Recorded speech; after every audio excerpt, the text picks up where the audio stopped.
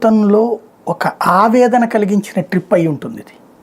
అవునా? ఎందుకు అంటే పూర్తి రక్తహస్తాలతో తిరిగి రావటం, ఒక్కటంటే ఒక్క ఒప్పందం కూడా లేకుండా తిరిగి వచ్చినటువంటిది అసలు ఆంధ్ర చరిత్రలోనే ఒక బ్లాక్ టైం ఇది.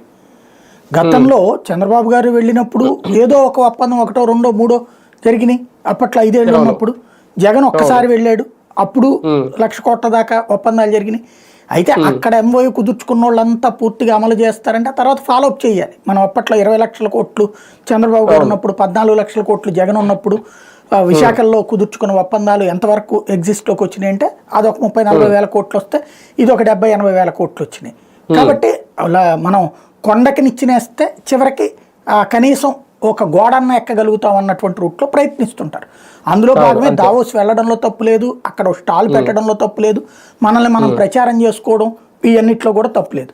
కాకపోతే ఎదురైనటువంటి ఏకైక సమస్య ఏంటంటే దావోస్లో ఇట్లాగ అసలు కంప్లీట్గా స్వయంగా చంద్రబాబు గారు అక్కడ కూర్చుని, అంటే దేశంలో 29 రాష్ట్రాలు ఉంటే కేవలం 6 రాష్ట్రాలు వెళ్ళినాయి. క్రమంగా దావోస్ ఇది కోల్పోతుంది, దావోస్కి సంబంధించినటువంటి క్రెడెన్షియల్ కోల్పోతుంది.